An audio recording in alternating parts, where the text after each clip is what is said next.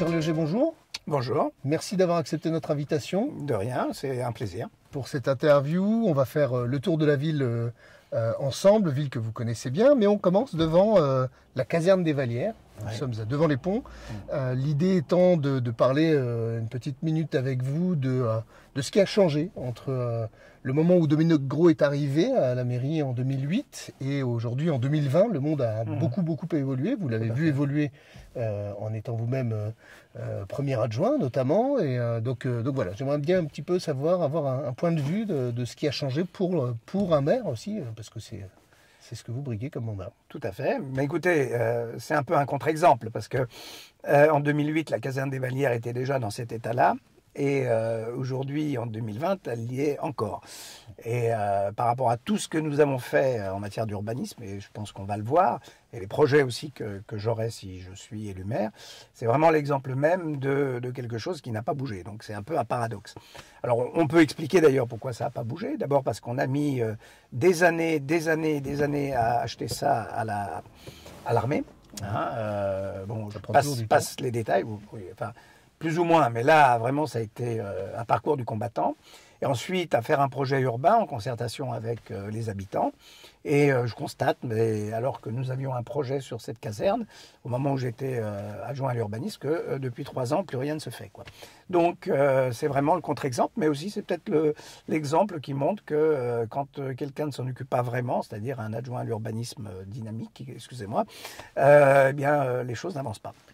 Qu'est-ce qui a changé depuis 2008 pour la politique Ce qui a changé, si on le prend globalement, beaucoup dans la politique elle-même Dans la politique, oui, parce que quand on veut devenir maire d'une ville en 2008 et qu'on veut devenir maire d'une ville en 2020, c'est la même ville. Elle a changé, mais le monde qu'il y a autour. Oui, bien sûr, il y a eu le bouleversement énorme qu'a constitué l'arrivée et l'élection d'Emmanuel Macron, à laquelle j'ai participé. La disparition, en tout cas l'atomisation de la plupart des grands partis politiques. Et donc j'ai participé quelque part à cette remise à niveau, d'une certaine manière, par rapport à la France qui avait plus d'un siècle, avec des partis politiques qui organisaient les élections et qui, surtout sur la fin, avaient un petit peu de mal à changer la France. On est sur un quartier qui est à la fois proche et à la fois pas si proche que ça, on va dire, du centre-ville. Est-ce que ce quartier a des problématiques particulières de transport, et notamment transport en commun? De toute façon, les transports en commun, il faut les développer, quels qu'ils soient. Il faut que la fréquence des bus soit plus importante. Il faut faire en sorte qu'il y ait un report modal de la voiture vers les transports en commun. Le grand problème de Metz, si on peut dire, par rapport aux transports en commun, c'est que Metz n'est pas une ville où il y a beaucoup d'embouteillages. Donc on se déplace très bien en voiture et donc du coup les gens ne sont pas nécessairement incités à prendre des transports en commun. Mais ça ne veut pas dire que pour les populations jeunes, pour les populations âgées, il ne faille pas effectivement développer le cadencement et les transversalités. Je crois que beaucoup de gens nous le disent. L'important c'est d'aller d'un quartier à un autre sans avoir nécessairement à passer par le centre-ville. Si vous prenez ce mandat, est-ce que vous allez modifier le rythme scolaire comment est-ce que vous abordez ce problème et quel est le résultat que vous souhaiteriez en obtenir? D'abord, je l'aborde de manière, je dirais, non démagogique. Ceux qui promettent, comme de manière générale, de raser gratis le lendemain, il faut toujours s'en méfier. Je sais qu'il y a des candidats qui disent qu'on va retourner tout de suite aux 4 jours. Je pense que si les 4 jours et demi ont été développés, c'est qu'il y avait des raisons. Et il faut entendre ces raisons. Et je pense qu'il faut lancer une grande concertation, expliquer aux gens effectivement que ces 4 jours et demi, c'est peut-être intéressant. Et malgré tout, et là c'est la démocratie, on devra s'y plier. Je lancerai une grande concertation. Et si les médecins décident que c'est 4 jours, ça sera 4 jours. J'ai pas de religion sur le sujet. On va ressortir de ce quartier Metz-Nord, mais une petite question sur la pauvreté. Le maire, alors il y a le CCAS, on le sait, mais comment est-ce qu'on peut agir quand on est maire? Parce que s'il y avait eu un vrai moyen d'action, je suppose que des choses auraient été tentées de façon beaucoup plus importante.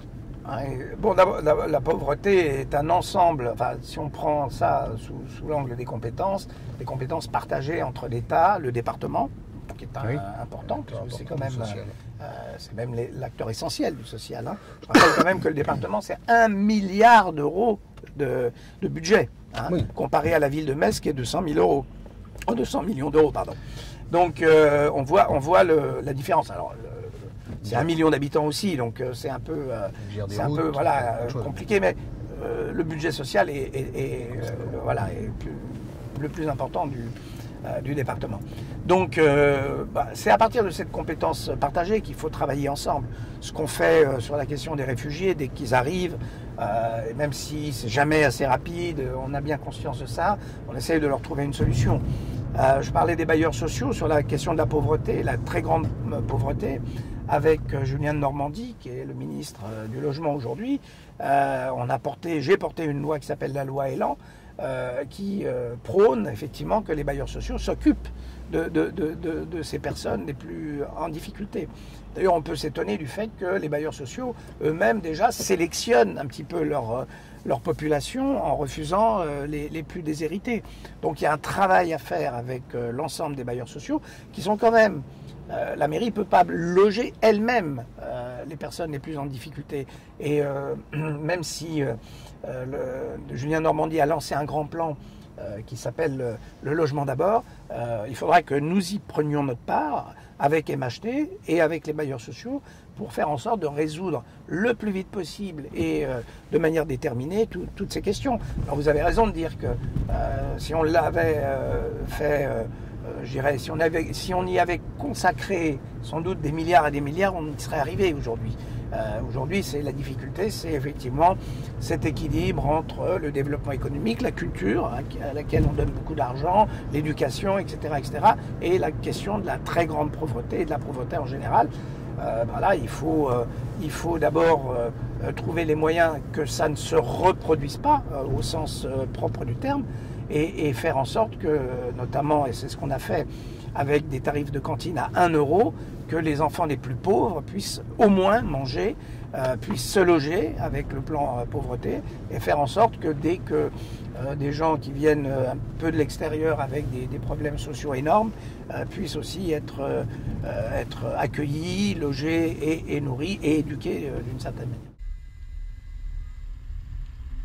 On est rentré dans Borny. Pas tout à fait. Pas tout à fait. Voilà. Bon, on est en approche. On va avoir Bridoux à notre droite dans quelques secondes. L'idée ici, c'est déjà ce quartier, lui, a profondément changé. Tout à fait. En long, en large, en travers et en hauteur. Est-ce que ça va beaucoup mieux? Est-ce que c'est perfectible? Alors tout est toujours perfectible. Ou qu'est-ce qui manque dans le paysage, on va dire? Qu'est-ce qu'il faut faire ou ne pas faire ou ne plus faire ou refaire ou poursuivre à Borny quand on s'appelle Richard Lieuget et qu'on prend les commandes de la ville? Il faut s'appuyer beaucoup plus sur les associations. Il y a une association qui s'appelle Cassis. On n'a pas été assez, je dirais, volontaire pour l'aider.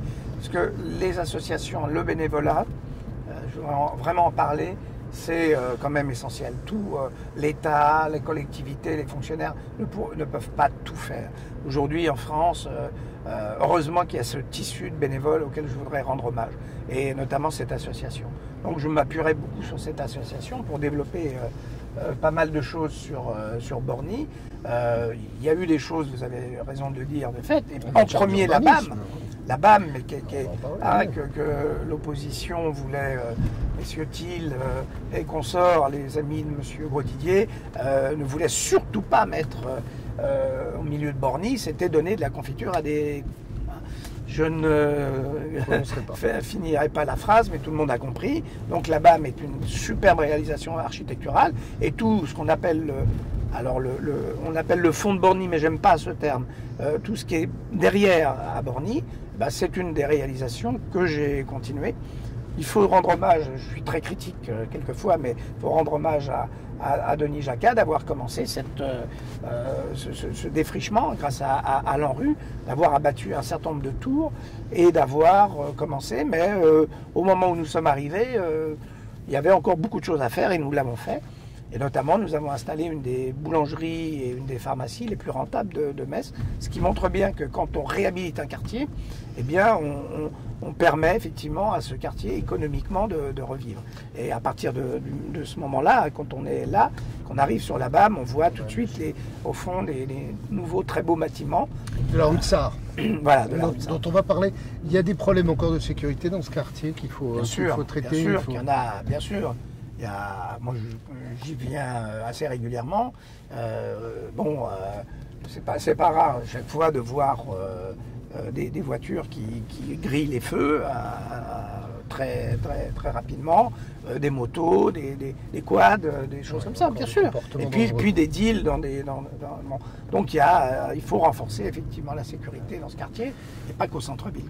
La BAM, on est en train de passer devant, c'est le fait d'apporter de la culture en plein cœur des quartiers, c'est effectivement emblématique d'une décision de Dominique Gros. Ça a produit les effets recherchés à votre avis? En partie, peut-être ce qui manque aujourd'hui, c'est que les jeunes s'emparent un petit peu des studios d'enregistrement pour faire de la musique, etc. Mais c'est un peu compliqué parce qu'on a toujours cet idéal en se disant on va leur mettre à disposition des outils extraordinaires. Et en fait, on se rend compte, mais ça, je ne veux pas faire l'intellectuel de service, il faut lire Bourdieu pour se rendre compte qu'il y a ce qu'on appelle l'effet d'imposition symbolique. C'est-à-dire que vous pouvez faire l'arsenal gratuit, vous pouvez faire le musée gratuit. C'est pas pour ça que les gens de Borny vont se précipiter au musée ou à l'arsenal. Il y a un effet symbolique comme ça qui fait que même si on leur donne, ils ont l'impression que c'est pas pour eux, quoi. Et ça, c'est terrible. C'est terrible parce que c'est vraiment l'échec de toutes les politiques culturelles ou pédagogiques depuis 40, 50 ans, quoi. Et je ne sais pas, franchement, je me demande comment on peut arriver à briser ça. Et on revient sur la question de la pauvreté. Je crois que la question de la pauvreté, elle a aussi cette entrée. Elle n'est pas que une question, évidemment, une question de manger, de se loger. Ça, c'est la première réponse. Mais derrière, il y a aussi cette question de changer et de dire à tous les Français, vous avez droit à aller à l'Arsenal, vous avez le droit à des concerts de musique classique, vous avez le droit à aller au musée, etc. etc. Et c'est ça qui manque peut-être, c'est ce qu'on n'a pas pu faire, mais que personne ne fait. Personne, il faut être honnête. Si on avait trouvé la formule magique pour ça, on l'aurait. On va parler de sécurité. C'est quoi le projet? Est-ce que la ville de Metz est décrite parfois par l'opposition comme un coupe-gorge? Un coupe-gorge, voilà, c'est New York, quoi, c'est le Bronx. New York a été bien sécurisé par Monsieur Giuliani. Hein, ouais. Donc, on ne peut plus prendre ça comme exemple. Votre point de vue sur cet avis de l'état de la sécurité, et puis comment vous allez, est-ce qu'il y a quelque chose en particulier qu'il faut pointer du doigt sur votre programme? Peut-être on aurait pu parler de Marseille, avec M. Gaudin, maire de droite depuis 40 ans, et de la sécurité à Marseille. Là oui, on voit bien qu'il n'y a pas association nécessairement naturellement entre la sécurité et la droite, comme on essaye de nous le faire croire. Moi je pense que cette ville connaît des problèmes liés à l'incivilité et à la sécurité. Il ne faut pas le nier, il y en a. Simplement, il faut les diagnostiquer précisément. Il ne faut pas commencer à faire peur à tout le monde. Or, aujourd'hui, ce que M. Grosdidier fait, c'est peur à tout le monde, comme le Front National, quoi. On crée un climat de tension, de peur, absolument incroyable, où des gens, de bouche à oreille comme ça, interdisent à leurs enfants de sortir le soir à Metz, ce que font par ailleurs les enfants. Hein. On sait bien qu'ils n'obéissent pas toujours à leurs parents. Voilà, on a ce climat comme ça qui est installé, mais depuis 12 ans. Hein, voilà. Et donc il faut être calme, réfléchi, et faire en sorte de diagnostiquer précisément les questions de sécurité. Il y en a, je ne le dis pas, ils interviennent particulièrement très tard le soir. lors des moments un petit peu festifs, justement auxquels participent la plupart de nos enfants. J'ai 2 enfants, 24 bientôt et 22 ans, qui sortent depuis toujours à Metz, qui ne se sont pas fait ni violenter, ni égorger, ni quoi que ce soit, mais qui se font quelquefois accompagner, oui, effectivement, pour essayer d'éviter ce genre de choses. Donc, pour moi, il y aura une présence importante de la police municipale dans les carrefours où on sait qu'il y a des points d'accrochage, notamment autour des boîtes de nuit, autour des bars, etc. etc. Cette présence sera de nature à désamorcer les choses, et ensuite les bornes d'accès à la ville seront toutes transformées en bornes d'appel d'urgence pour permettre à la police d'intervenir le plus rapidement possible. On est passé le long de Queuleux. Le quartier va bien. Est-ce qu'il y a un projet particulier à prévoir sur Queuleux? Non, pas sur ce quartier. Là, on va aller à la ZAC des Coteaux de la Seille. On y arrive. Hein, qui est une, Est-ce qu'on est sur Queuleux ici? C'est une frange qui n'a pas encore Oui, été... je pense qu'il y a une continuité urbaine qui fait que si on veut délimiter des quartiers, on est sur Queuleux. Je dirais que comme l'amphithéâtre pourrait être considéré comme une partie du Sablon. C'était le Sablon Sud, le Sablon Nord, non? Oui, ouais. mais bon, voilà, après, tout dépend comment on veut considérer ou découper les quartiers, mais moi je le mettrais dans Queuleux. Oui. Alors, beaucoup disent que c'est pas un éco-quartier, par le attendez, alors déjà là, matériaux, vous voyez, cet grand espace central oui. est un espace central qui est réservé pour un futur métis. Donc, construire tout un quartier autour d'un espace central réservé au transport en commun, c'est extraordinaire. Un peu plus loin, vous allez voir des grandes noues paysagères. Pour faire en sorte, là sur la gauche, oui. on les voit très bien, très belles noues paysagères, pour faire en sorte que l'eau, le puits de ruissellement, s'écoule et ne se jette pas directement à l'intérieur de la Seille.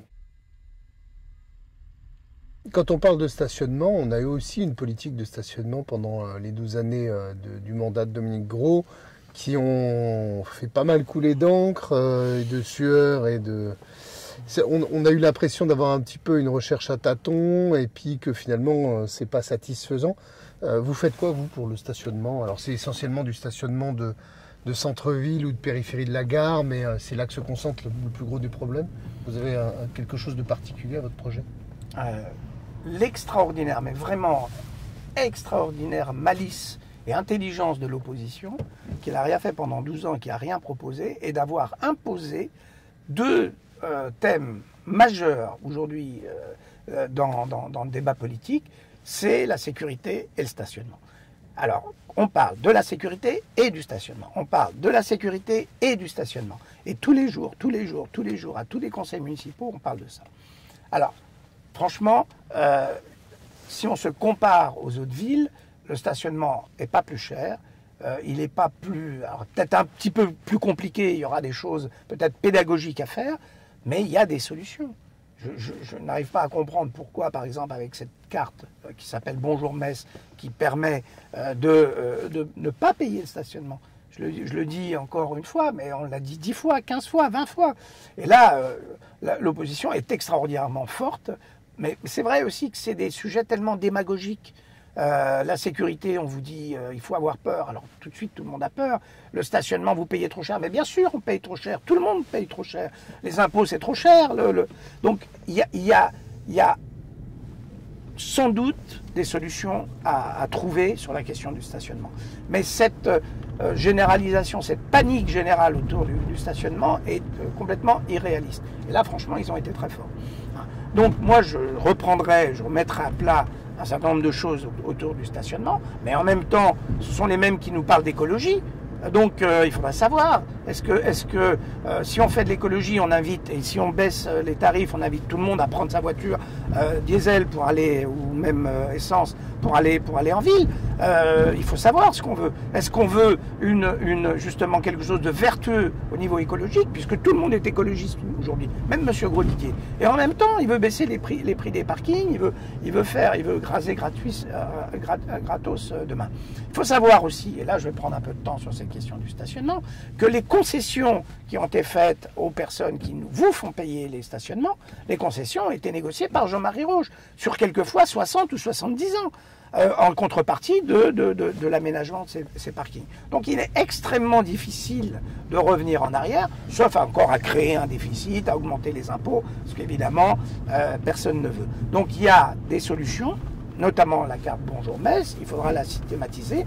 Chaque fois qu'un commerçant, il faudra quasiment obliger les commerçants à l'utiliser. Je ne sais pas comment faire autrement, travailler avec et faire en sorte que effectivement les personnes qui n'ont pas d'autres moyens, c'est ça le sujet, qui n'ont pas d'autre moyen que d'aller travailler en voiture, mais j'en vois tellement qui, y compris dans cette rue, vont de là au centre-ville, vont faire 4-5 km tout seul dans leur voiture pour se stationner.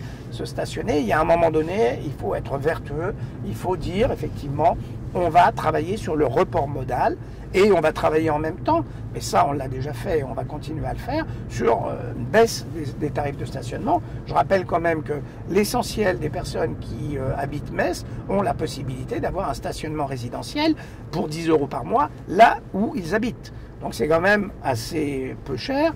10 € de parking par mois pour avoir une voiture, c'est vraiment quelque chose de pas cher. On va rentrer dans la zone urbanisée.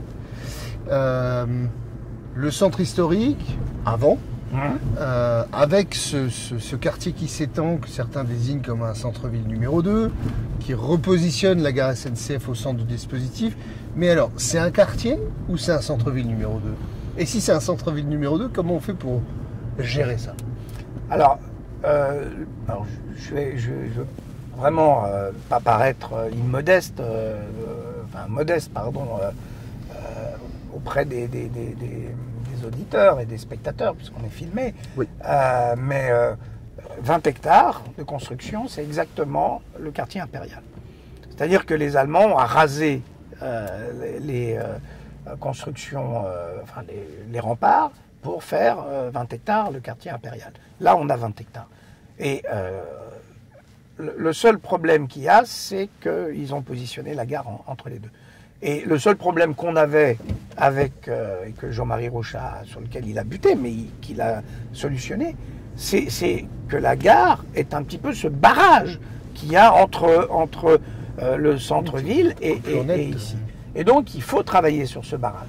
Mais évidemment que quand on est ici, on est exactement à 10 minutes à pied de la place Saint-Louis. Qu'on m'explique que la place Saint-Louis n'est pas au centre-ville. On est allé au maximum, pour un bon marcheur, un quart d'heure, 20 minutes de la cathédrale. Qu'on m'explique que quand on fait 20 minutes à pied, on n'est pas dans le centre-ville. Mais les gens n'ont jamais été à Lyon, à Paris ou dans une grande ville. 20 minutes, c'est rien du tout.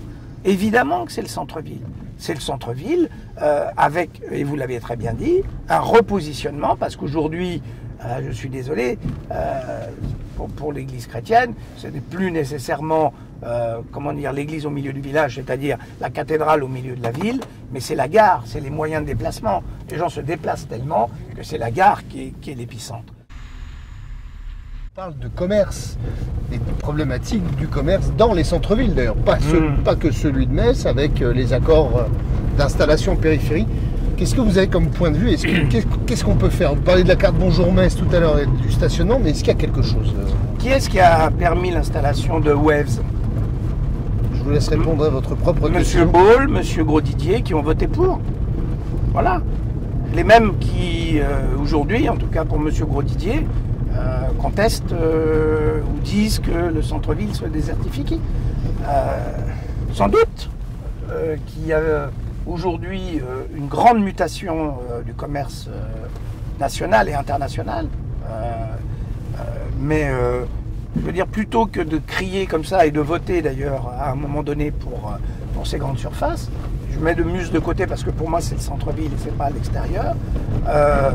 Il faut aider les commerçants aujourd'hui à reconvertir leur cellule commerciale. On arrive à la fin de notre tour de la ville, en passant au pied d'une cathédrale qui a fêté ses 800 ans cette année. Et on va aller se mettre en face de la bête, en face du... Si la police municipale nous arrête pas. Ils ont l'habitude maintenant. Ils nous voient faire ça depuis le début, depuis 15 jours. Écrasez pas la dame. Je n'écraserai pas la dame. On est en face d'un bâtiment que vous connaissez bien. Mon futur bureau. Notre futur bureau, peut-être en haut à gauche là-bas. C'est quand même un sacré paquebot, mais vous l'avez vu de l'intérieur, qu'est-ce qui peut pousser un homme ou une femme à aller rechercher autant d'ennuis 7 jours sur 7, 24 heures sur 24, sous les feux des critiques plus ou moins justifiées, plus ou moins de bonne foi, on va dire, rumeurs et tout ça. les rumeurs, etc. Qu'est-ce qui fait, franchement, monsieur Lueger, vous êtes ethnologue, normalement vous devriez savoir qu'il ne faut pas y aller. Pourquoi vous y allez quand même? Qu'est-ce qui vous pousse? Parce que j'adore cette ville, parce que j'en suis un enfant adopté. Moi, je ne suis pas né à Metz, mais c'est les enfants les plus attachés à leur famille, c'est les enfants adoptés. Moi, je suis arrivé il y a 30 ans, je pensais y rester 2 ans, j'y suis encore depuis 30 ans. J'ai fait mes enfants, et puis c'est une ville magnifique, c'est une ville extraordinaire, les Messins sont super, et ils méritent qu'on s'en occupe sérieusement. Et je pense avoir, avec mon équipe, vraiment un beau projet et une belle dynamique qui nous permettront de nous en occuper. C'est à nous de les convaincre. Je suis là pour faire cela et dans les 3 semaines qui restent encore, on va mettre le maximum de temps avec un très très beau programme pour essayer de les convaincre qu'on est les meilleurs pour gérer cette ville. Merci Richard Lueger. Merci à vous.